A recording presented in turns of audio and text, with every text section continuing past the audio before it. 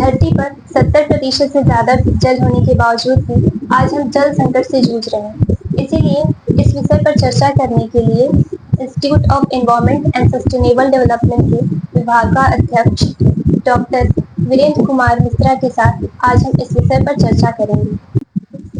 तो सर आज हमसे जुड़ चुके हैं, इसलिए आज हम जल संकट के विषय पर चर्चा करते हैं। तो सर, वर्तमान परिस्थितियों में जल की क्या स्थिति है और जल से जुड़े कौन कौन से संकट हैं? वर्तमान परिस्थिति में जल हमारे जीवन का एक महत्वपूर्ण घटक है, हम सभी जानते हैं। लेकिन पिछले कुछ दशकों से जिस तरह से हमारी प्रगति या डेवलपमेंट हो रहा है, इन कारणों से जल की से जुड़ी हुई बहुत समस्याएं उत्पन्न हुई हैं, जिसको कि हम सामाजिक स्तर पर, व्यक्तिगत स्तर पर और वैज्ञानिक स्तर पर देखते हैं। आप सभी जानते हैं कि जल पृथ्वी पर 2/3 से अधिक भाग में उपस्थित है, किंतु जल की उपलब्धता सर्वत्र एक समान नहीं है। वर्ष के विभिन्न महीनों में एवं पृथ्वी के अलग अलग भाग में, हमारे देश के अलग अलग भाग में जल की उपलब्धता असमान है। इन कारणों से जल पृथ्वी पर या हमारे देश में कुछ क्षेत्र ऐसे हैं जहां पर जल की प्रचुर मात्रा में उपलब्धता है, लेकिन कुछ ऐसे क्षेत्र है जहां पर भी जल की संकट या जल की वाटर क्राइसिस उत्पन्न हो गई है। तो हमारे अनियंत्रित इस्तेमाल या अनियंत्रित यूज के कारण और अन्य विभिन्न परिस्थितियों के कारण आज हम जल संकटग्रस्त देश है और हर व्यक्ति या प्रत्येक व्यक्ति को जल उपलब्ध करा पाना एक चुनौतीपूर्ण कार्य हो गया है। इसके अनेक कारण हैं। तो अगर हम देखें कि जल हमारे चारों तरफ है, लेकिन हमें क्यों नहीं उपलब्ध हो पा रहा है, ये एक विषय है। और इसके साथ साथ जल वर्तमान दौर में अत्यंत ही प्रदूषित हो चुका है, तो हमें अपने उपयोग के लायक जल नहीं मिल रहा है, जिसकी क्वालिटी और क्वांटिटी यानी गुणवत्ता और मात्रा दोनों का हमारे पास इस समय संकट है। तो सर, जल से जुड़े जो कारण हैं वो मानवीय और प्राकृतिक कारणों के बारे में चर्चा कीजिए। तो जल की जो समस्या है या वाटर क्राइसिस जिसको बोलते हैं, इसके कई पहलू हैं। और सबसे पहले अगर हम देखें कि जल की उपलब्धता हमारी प्रचुर मात्रा में होने के बाद भी जल की जुड़ी हुई समस्याएं क्यों हैं, तो उसका कारण जैसा मैंने बताया कि इसका हेट्रोजीनियस अवेलेबिलिटी या असमान वितरण है। लेकिन सबसे महत्वपूर्ण तत्व ये है कि जो मानवीय जल को यूज करने का या जल को इस्तेमाल करने का जो मानवीय तरीका है, वो गैर साइंटिफिक या अवैज्ञानिक तरीका है, जिसकी वजह से विभिन्न क्षेत्रों में जल का उपयोग हो रहा है। उसकी वजह से प्रदूषित जल आप उत्पन्न कर रहे हैं। इसके साथ साथ हम अपने विभिन्न क्षेत्रों में, जैसे कृषि है, वानिकी है, या अगर हम कहें इंडस्ट्री या औद्योगिकरण है, और तीसरा घरेलू स्तर, इन तीनों स्तर पर जल का इतना अधिक उपयोग हो रहा है, जिसकी वजह से जल की उपलब्धता का संकट उत्पन्न हुआ। इसके साथ साथ इन एक्टिविटीज के या इन कार्यकलापों की वजह से जल की जो गुणवत्ता है उसमें असर पड़ रहा है। तो इन कारणों से हमारा भूगर्भ जल और सतही जल दोनों जल प्रदूषित हो गए हैं। इसके साथ साथ कुछ प्राकृतिक कारण भी है, जैसे अगर जल की गुणवत्ता और जल की उपलब्धता से जो उनके ऊपर प्रभाव डालते हैं, जैसे आप बाढ़ है या सूखा है या इस तरह की बहुत सारी प्राकृतिक चीजें हैं जो जल की उपलब्धता और गुणवत्ता पे प्रभाव डालती है। लेकिन प्रमुख रूप से मानव जनित कारण या एंथ्रोपोजेनिक रीजंस हैं, जिसकी वजह से जल की गुणवत्ता और उपलब्धता दोनों गंभीर रूप से प्रभावित हो रही है। तो सर, जल संकट के कारण हमारे अर्थव्यवस्था और समाज पे क्या असर पड़ रहा है और इसका हम लोग निवारण कैसे कर सकते हैं? अच्छा प्रश्न है कि हमारे समाज और अर्थव्यवस्था, अगर आप देखें जल संकट का जो असर है वो कई स्तरों में है। सबसे पहला स्तर ये है कि हमें जल हमारी प्राकृतिक रूप से नेचुरली हमारे शरीर की आवश्यकता की पूर्ति के लिए चाहिए। तो फिजियोलॉजिकल नीड आपके जल की एक फिजियोलॉजिकल नीड है। हमारे शरीर को, पेड़ पौधों को और समस्त जीवधारियों को जल की एक आवश्यकता है। तो जाहिर सी बात है, अगर जल की उपलब्धता, उनकी क्वालिटी और क्वांटिटी यानी गुणवत्ता या अमाउंट दोनों में से किसी में भी या दोनों में फर्क पड़ेगा तो हमारे लिए समस्या उत्पन्न होगी। तो हम इससे कैसे देखते हैं कि हमारी अर्थव्यवस्था कृषि आधारित है और सबसे बड़ा जल का जो उपयोग करता है वो हमारा कृषि क्षेत्र या एग्रीकल्चर सेक्टर है, जो संपूर्ण जल का 65 से 70% भाग हम कृषि में यूज करते हैं। तो अगर आप समझिए जल की उपलब्धता कम हो रही है तो वो उपलब्धता का सबसे बड़ा असर हमारे कृषि क्षेत्र पे पड़ेगा। कृषि क्षेत्र पे पड़ने का मतलब ये है कि ये हमारी फसलों के उत्पादन पे असर पड़ेगा, फसल, सब्जियां, तो और वो कहीं न कहीं खाद्य संकट से जुड़ा हुआ है। तो इस तरीके से अगर एग्रीकल्चरल सेक्टर या कृषि क्षेत्र जल की उपलब्धता की कमी से प्रभावित होता है तो हमारी संपूर्ण इकोनॉमी या अर्थव्यवस्था प्रभावित होती है।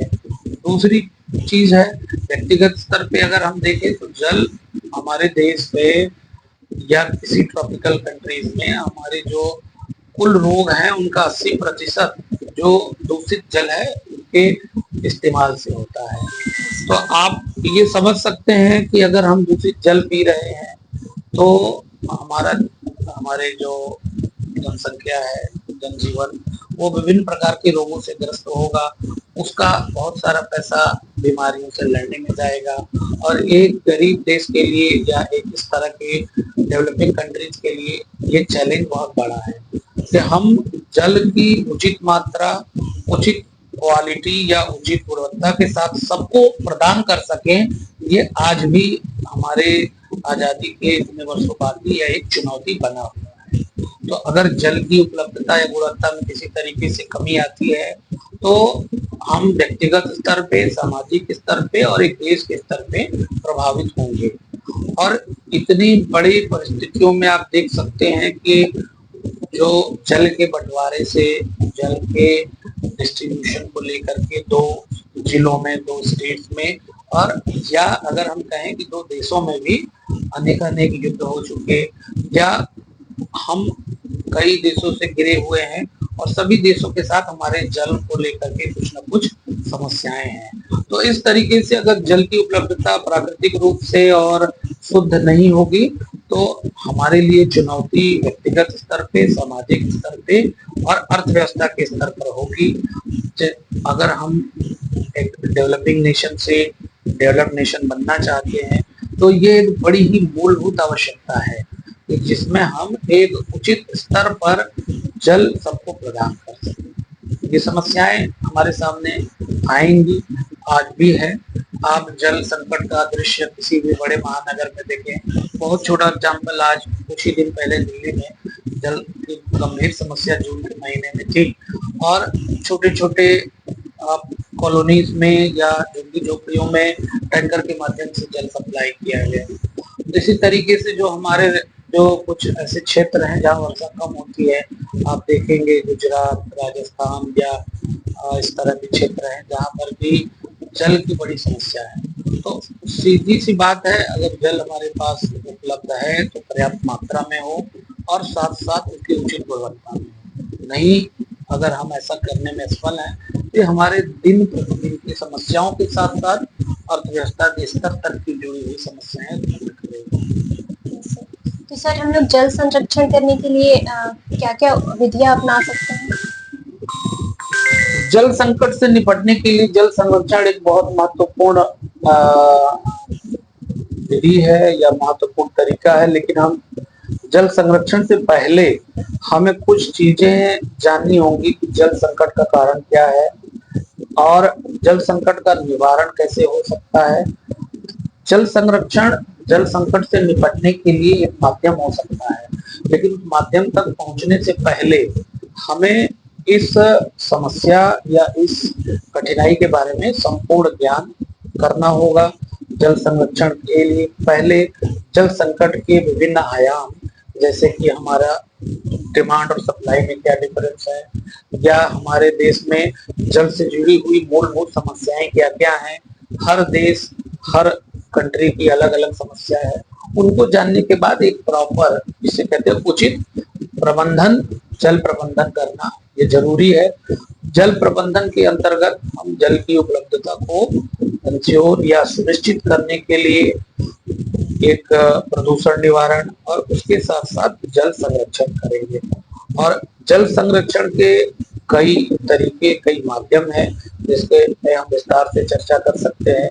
जल संरक्षण करने के लिए बहुत सारी विधियां दी गई हैं। ग्रामीण क्षेत्रों के लिए कुछ महत्वपूर्ण है, कुछ शहरी क्षेत्रों के लिए महत्वपूर्ण है, जैसे रेन वाटर हार्वेस्टिंग है, ग्राउंड वाटर रिचार्ज है, क्रिएशन ऑफ स्टोरेज स्ट्रक्चर्स है, जैसे कि पॉन्ड, लेक्स। हमारे देश में जो प्राकृतिक जल के स्रोत है उनका अतिदोहन के कारण वो संपूर्ण रूप से नष्ट हो गए हैं। तो जो प्राकृतिक रूप से जल के जो स्रोत थे उनको कैसे रिजुवनेट या पुनर्जीवित किया जाए, इससे गवर्नमेंट इस पर काम कर रही है। ग्रामीण स्तर पर इस पर बहुत काम हुआ, तालाबों का पुनर्भरण, पुनर्जीवन। तो ये सारे आयाम ऐसे हैं जिससे कि हम जल संकट से निपटने के लिए जल संरक्षण का सहारा ले सकते हैं, जिसमें कि आपका वर्षा जल संरक्षण, ग्राउंड वाटर रिचार्ज या भूजल का पुनर्भरण, और साथ में क्रिएशन ऑफ स्टोरेज स्ट्रक्चर, यानी जो हमारे तालाब और इस तरह के स्ट्रक्चर हैं उनको पुनर्जीवित करें। तो सर, जल संकट से निपटने के लिए सरकार ने कौन-कौन सी नीतियाँ लाई हैं और सर हम लोग व्यक्तिगत तौर से अपनी तरफ से क्या कदम उठा सकते हैं? जल संरक्षण एक ऐसा विषय है जिसपे कि हम दोनों स्तर पे देख सकते हैं कि व्यक्तिगत स्तर पे, यानी हम अपने निजी जीवन में क्या करें, और सामाजिक रूप से हम क्या करें, और सरकार की जिम्मेदारी है कि सरकार क्या करे। तो हमारे देश में इन तीनों का पर्याप्त प्रचार प्रसार हुआ है, हर व्यक्ति जानता है। आज इसमें किसी बहुत बड़े वैज्ञानिक अनुसंधान या बहुत बड़े रिसर्च की आवश्यकता नहीं है। व्यक्तिगत जीवन में हमें क्या करना है, व्यक्तिगत जीवन में जिससे हम कहा जाता है जल को बर्बाद ना करें, नल खुला ना छोड़ें, जितनी आवश्यकता है उतना पानी यूज करें। लेकिन ये तो बहुत सामान्य बातें हैं। अगर हम, आपका जो प्रश्न है कि सरकार या गवर्नमेंटल लेवल पे क्या है, तो जल हमारे लिए शुरू से महत्वपूर्ण विषय रहा है। और 1974 में वाटर पोल्यूशन कंट्रोल एक्ट आया जल प्रदूषण को रोकने के लिए। उसके बाद ministry of environment, forest and climate change के माध्यम से जल से जुड़े बहुत सारे नियम लाए गए। जल संरक्षण, वर्षा जल संरक्षण या प्रदूषण नियंत्रण, सब पे गवर्नमेंट की तमाम नीतियां हैं। तो भारत सरकार के विविध विभाग, जैसे अभी ministry of drinking water and sanitation या जल शक्ति मंत्रालय है, जो ग्रामीण स्तर और शहरी स्तर पर विभिन्न प्रकार की योजनाएं चला रहा है। तो प्राइमरी या प्राथमिक रूप से identification of water challenge site या जल से जुड़ी हुई चुनौतियों को पता लगा के उनका संरक्षण करना यह प्रमुख कार्य रहा है।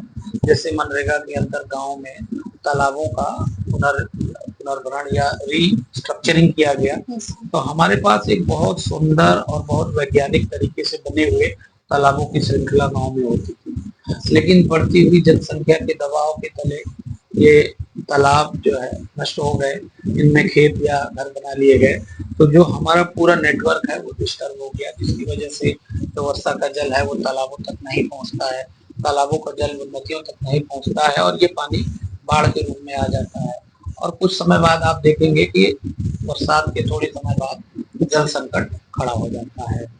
तो बड़ी आश्चर्य की बात है कि दुनिया का जो सबसे अधिक वर्षा क्षेत्र है, मौसिन राम चेरापूंजी, जहाँ पर कि विश्व में सबसे अधिक बरसात होती है, वहां पर भी क्या है कि वर्षा के कुछ दिन बाद जल संकट पीने के पानी के लिए उत्पन्न हो जाता है। तो इन चीजों से निपटने के लिए गवर्नमेंट के स्तर पर जैसे बहुत सारे पॉलिसी लेवल पे बहुत सारी पॉलिसीज लाई गई, क्योंकि अलग अलग राज्यों में अलग अलग पॉलिसीज या अलग अलग नीतियां हैं। क्योंकि जल बेसिकली एक स्टेट सब्जेक्ट या राज्यों के अधिकार का विषय है, तो हर राज्य अपने बारे में नियम बनाने के लिए स्वतंत्र है। तो बहुत सारे राज्य ऐसे हैं जिन्होंने की ग्राउंड वाटर बोरिंग करके ट्यूबवेल लगाना उसको बैन किया है। बहुत सारे राज्य ऐसे हैं जिन्होंने नदियों के संरक्षण के लिए काम किया है।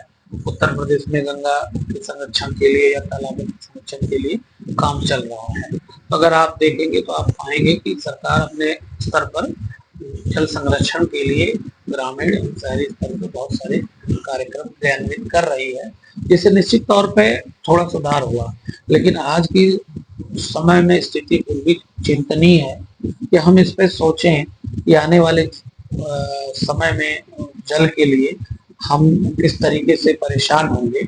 इसकी हालांकि ये बहुत अगर हम ये कहें कि ये सॉल्व की जाने वाली प्रॉब्लम है, जिससे कि अगर हम अच्छे तरीके से देखें तो हम इसका निवारण भी कर सकते हैं, लेकिन एक बहुत गंभीर मंथन और एक बहुत उचित तरीका अपनाना पड़ेगा, जिससे कि हम इस समस्या से बाहर निकल सकें। नहीं तो आप देख सके कि आज हमारे कुछ शहर ऐसे हैं, जैसे एग्जाम्पल के तौर पे दिल्ली, बैंगलोर या चेन्नई, उन्होंने कुछ ने अच्छा काम किया, कुछ शहरों में बहुत स्थिति विकट है।